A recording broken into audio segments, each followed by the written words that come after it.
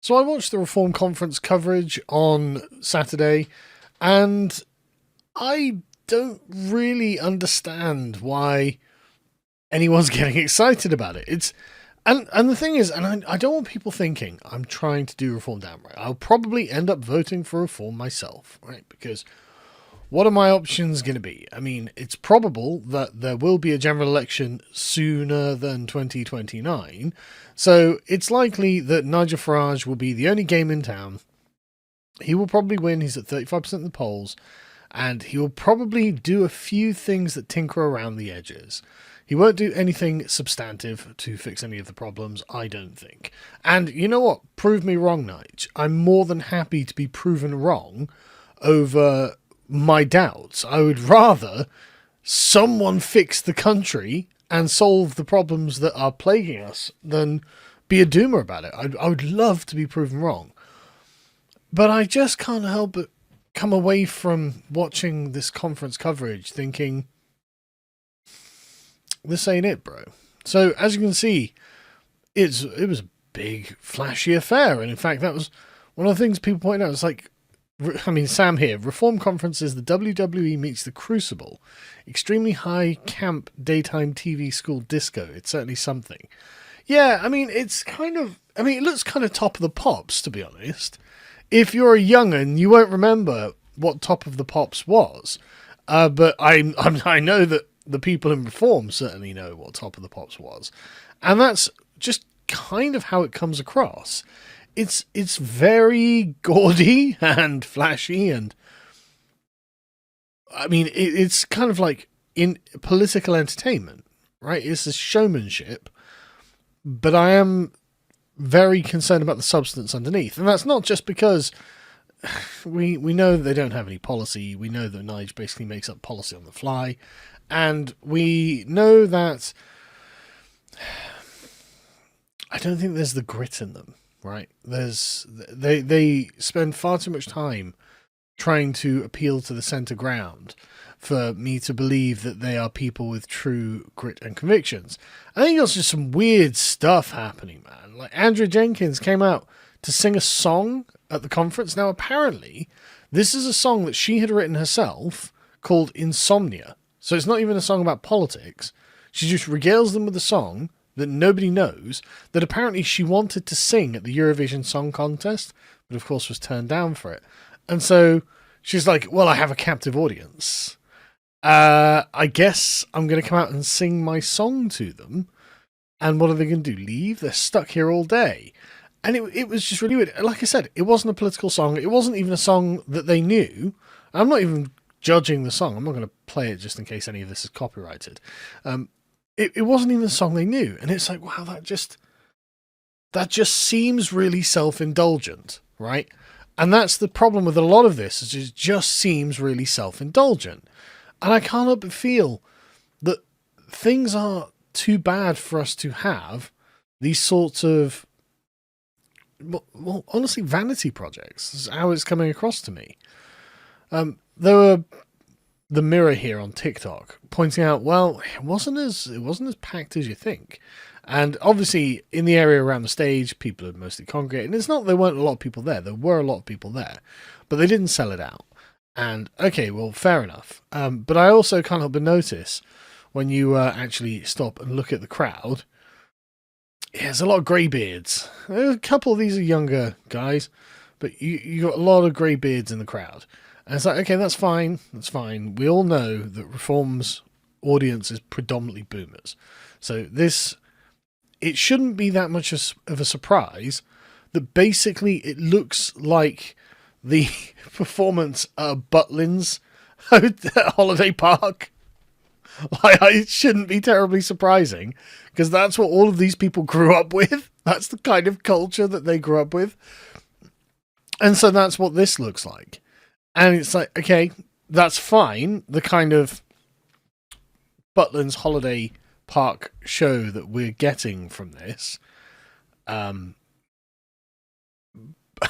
it just feels to me like this is the last hurrah of a world that has passed on. A world that has moved by and just hasn't been replicated. where you've got people in the twilight years of their life essentially appealing to a lot of nostalgia in the way that, again, this looks like Top of the Pops in the 80s. Like, this feels like it's boomer nostalgia to me. This feels like boomer nostalgia for Butlin's holiday parks. The whole thing just very strange. Anyway, so there was one cringe The Office moment where some young lady started interrupting and causing trouble, and she was like, "Oh, what about the planet? What about the country? What about this?" It was just just embarrassing. The whole thing's just embarrassing. Like, she's someone who herself has never suffered any privation, obviously. And she just gets manhandled out by security, which, again, embarrassing. But anyway, so there were some strange characters there. Now, Nigel Farage has never had any truck with vaccine skeptics.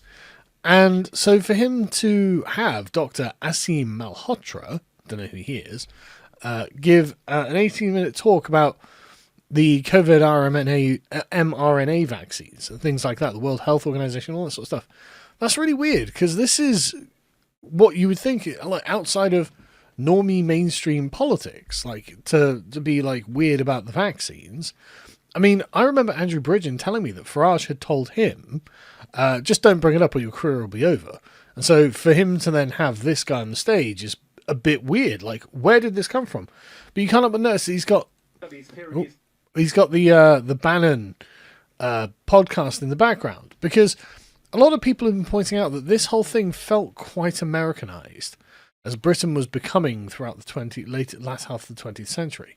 And yeah, in a way, you can kind of feel it, right? It does seem that way. Now, like I said, I'm not in any way criticizing what he's actually saying. What's weird is that, you know, Farage kicked people out of his party for saying things like this, and suddenly this guy's on the stage. Farage kicked people out, like Bo and Dan, for saying, we need to send, we mass deportations, and then a year later, Farage is like, we need mass deportations. Like, it's just this very strange pattern where he just will crucify anyone who's ahead of the curve, or even on the crest of the wave, and then once that ground has been sufficiently cleared, he'll go in and be like, yes, here's my approved person, say exactly those things. It's like, well, if you agreed with them, why were you chucking people out of the party? And the answer is obviously optics. So the next thing was Lucy Connolly. Now, obviously, I don't think that Lucy Connolly should have gone to jail for 31 months. Obviously. I don't think anyone should go to jail for speech crimes in this country. Very much against it. But I don't know if that makes her a hero. I think that makes her the victim. And she's been treated by this like she's a hero. Now, don't get me wrong, I'm completely sympathetic to her position, and like I said, I do not think she should have spent any time in jail. But her Twitter account was quite aggressive, shall we say, right? She's quite foul-mouthed, and she tweeted quite angrily and frequently before all of this blew up to about 9,000 people. So again, bit of a just strange how, like, this is, oh well, she's the flavor of the month or whatever. She is brought in, and the thing is, she comes in and she's like, well, I'm very neutral about this. I think that Ricky Jones, the thumb across the neck guy, I don't think he should have gone to jail either. It's like, no, he should have gone to jail because he was inciting a crowd saying we need to cut their throats. You were like, burn down the hotels for all I care. I'm just beyond caring at this point, which is not incitement. And you weren't in front of a crowd egging them on. And the crowd didn't cheer when you were like, yeah, we need to just cut their throats. I like Ricky Jones, and you weren't a politician. Ricky Jones was a Labour councillor. Like, there is a substantive difference between Lucy Connolly and Ricky Jones. And Ricky Jones is entirely in the wrong. Lucy Connolly was just being crass, as she was wont to be on her Twitter account, and reacting in the heat of the moment. I don't think they're the same. And I think it's weird how now she's come out and she'll be like, oh, I'm going to defend Ricky Jones. Like, okay. And don't get me wrong, she was, as Chris points out, she was awfully mistreated by the authorities. It's insufferable. But again, I think she's a victim, not a hero. Anyway, then you had tepid takes such as this. British folk are fed up with being at the back of the queue. We need a reformed government to fix the problem. It's like, yeah, okay, don't get me wrong. I am annoyed that we're at the back of the queue for everything. That is bad. But that's hardly the extent of the problem in the country, right? Like, we have root and branch problems that are generational problems. I mean, one of the problems that we have is like half the children in this country are the children of immigrants. Like, that is crazy. What are we doing? We've got the Boris wave. We've got literally like 4 million people that came in like 3 years, and we're still allowing them to stay. Obviously, we have hundreds of thousands of illegals that we're paying for, and then we've just got the continual grind of regular mass immigration. And the country is so full to bursting. And it's just like, well, we're just tired of being at the back of the queue. It's like, no, we're about to, like, the guilt market is in uproar because of Keir Starmer. Way worse than Liz Truss. Like, we can't afford any of the things that we want. We're coming to a serious... We're looking down the barrel of an IMF bailout. Only Dan, the economist at lowseas.com, doesn't think we're going to get it because he doesn't think they've got the money. Now, I don't know anything about this, but the point being like, yeah, we're fed up of being at the back of the queue. It's like very middle-class boomer way of framing it, but also the problems go way, way deeper. So I expected a bit more intellectual muscle at the Reform Conference. I just didn't really get it. Anyway, you get critics of this. And again, like I said, I'm going to vote for Reform probably, because I just don't see any other options. And when the sort of zeitgeist is travelling in this direction, there's no point trying to fight it. We're not going to overthrow Nigel Farage. We're going to have to wait for him to get in charge, realise he can't fix anything because the people around him are not the best and brightest, and make a complete hash of it, right? But anyway, yeah, point being, you've got critics who are making, like, good points to the outside normal person. Anti-vax quack on the main stage. Like I said, I'm not linking the King's Cancer to the COVID jab. Like I said, I don't know, but that's pretty far out for the sort of thing that Nigel Farage would have. Normally, Lucy Connolly, who did plead guilty to stirring racial hatred, hailed as a hero. Now, again, I don't think Lucy Connolly should have been punished, but I don't think she is a hero. Climate change deniers, Andrea Jenkins doing stars in their eyes. Like, what are we doing here, folks? And then you have the speech from Nadine Dorries. So Nadine Dorries, like, the day before, defected to Reform. And it's like, oh, why would you take her? She's one of Boris's inner circle partisans. She is really embarrassingly bad, frankly. And her speech was just... I mean, I don't know how to describe it. Just the most mundane thing in the world. And for some reason, she's now a Reform Party grandee. So how many Tories is that exactly? I mean, Nigel used to be a Tory. She used to be a Tory. Lee Anderson used to be a Tory. Was Zia Yusuf a Tory? Like, the Reform Party is full of Tory defectors at this point. Apart from the good ones, just to be clear, that Nigel's actually, like, kept out and gate-kept out of the party. So it's like, right, okay, so Nigel has got the sort of the weird Tory insiders joining. But of course, the first thing Nadine Dorries did was come out and say Boris should join Reform. Nigel and Boris should form a pact. Nigel and Boris should get together and they'd be unstoppable. It's like, well, Nigel's going to win. Why does he need Boris Johnson? Boris Johnson may well just be a drag on Nigel's success at this point. He's at 35% of the polls, like regular polls, 30 to 35%. He's going to win. He's got this in the bag, unless he really miscarries by, I don't know, getting a vaccine skeptic on stage or something. And again, it's not whether I think it. It's about what the general public thinks, right? It's what the media can use as a stick to beat him with. But yeah, why would he want Boris Johnson? So it seems that Nadine Dorries' entire purpose for joining, defecting to Reform, is just to be the sort of anchor that drags Boris over. It's like, but he's the biggest traitor in British history. He's the reason the Boris wave is here. He's the reason your high street is just flooded with randoms, just random immigrants from everywhere. But anyway, Zia Yusuf was just like, no, he was one of the worst prime ministers in history. And, okay, all credit to Zia Yusuf here. I mean, he is the power behind the throne, the vizier, as it were. He gets to make decisions, doubtless, about who actually does join the party. And he went on Trevor Phillips and was just like, no, he was crap. And it's like, yep, good point. Don't know why you even took Nadine. Why take her? It's not like she was brilliant. Anyway, Jacob Rees-Mogg and, what's his name? The weird-looking guy. Glasses. Gove. He was there. And Jacob Rees-Mogg was asked repeatedly by a reporter, are you going to join them? Are you going to join them? And Mogg was like, no, I'm a Tory man through and through. Stop asking. I'm here because my daughter has joined Reform. It's like, oh, okay, well, there we go. And Gove was apparently asked, are you going to join? And he said, no, of course not. But Gove is the sort of slippery fish who might. Mogg obviously is a Tory to his core. But Gove, I think, is much more malleable on these things.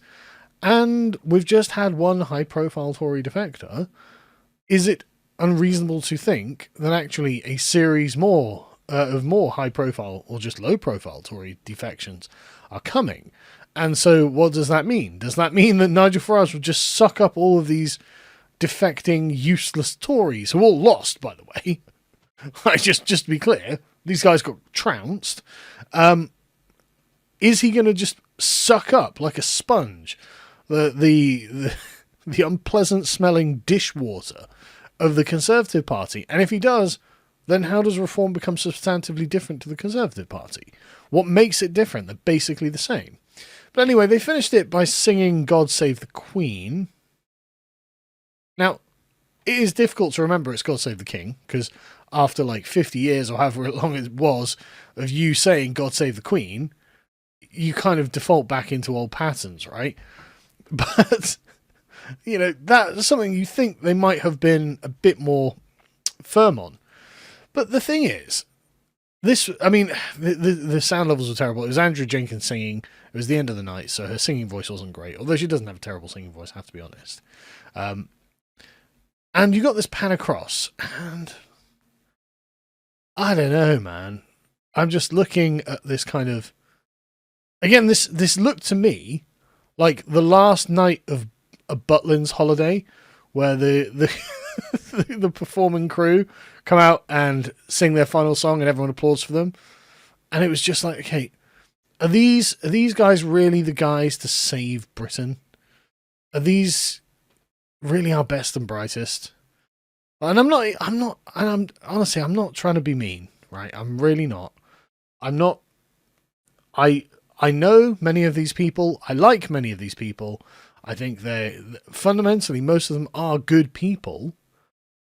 The problem is, I just don't think they have what is required, what is necessary. Like the actual skills, the talent, the grit, the connections, the networks. I don't know if these people have got what it takes to actually win. Like, do they know what they're going up against? Do they know what needs to be done? Do they know how things will play out when they start pushing buttons and pressing the levers of state? I don't know, man. I just really don't know. And does this look like a government in waiting to you?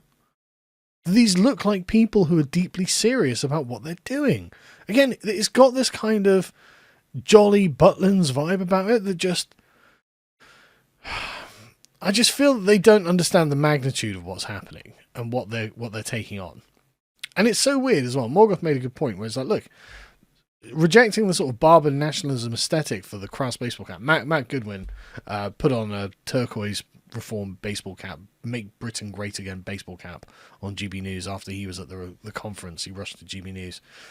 And I think Morgoth's got a point here, man. Like, there's something very 20th century and Americanized about all of this that I personally just don't like. And so it comes across as a kind of aesthetic rather than concealing anything of substance. And it feels like the hyper flashiness of it is to conceal the fact that substantively they don't have anything under the hood. And there's a weird lack of like authenticity about it. And so am I to believe that these are the people who are saving Britain? That in, 100 years' time they'll be talked about like the new Churchills? Because that's what we're going to bloody need. People who are serious. Like, are we saying these are the well-read, great men and women of the country? I just can't see it. Anyway, like I said, I'm probably going to vote for them because there's just no other option at this point. But it just feels like the country is exhausted, doesn't it? Just feels like we're just dying on our asses. And to be fair to Reform, it's not like any of the other parties are any better. Like, we are just not producing competent and skillful and well-read and adroit people for politics anymore. We are producing sort of lug-headed, inexperienced types who get into the positions of power and realize that the system is just so complex and so out of their hands that they're just going to screw it up. And so, I mean, like I said, it's not their fault. I mean, look at Keir Starmer's cabinet shuffle. We'll cover this tomorrow on the podcast. Just David Lammy's the fucking deputy prime minister, man. Like, David fucking Lammy. What are we doing? How has it come to this? David Lammy is a famous fucking moron. And yet Keir Starmer's like, well, he's the best I've got because Chip Shop Debs has been forced out because she couldn't figure out how to pay the fucking stamp duty on her fucking third house after whining about the elite avoiding taxes. It's just like, oh, God, they're all so fucking thick. And then, like, Kemi Badenoch went on TV today and was just like, well, if people don't like the way I'm running the Conservative Party, they can fucking leave, can't they? They are leaving, you... Oh, my God. Just every party. And then, oh, my God, imagine just Zach Polanski running around going, you know what we should just try, guys? Just communism. Why don't we just tax the shit out of the rich people? What are they going to do? Leave? Yeah, they are. Oh, just... Oh, my God. It's so dire. British politics is just so fucking dire. But at least things are happening. At least something is changing. I don't even know what I made this video for. I was just like, look, I'm not impressed by any of this. And it's very, very disappointing.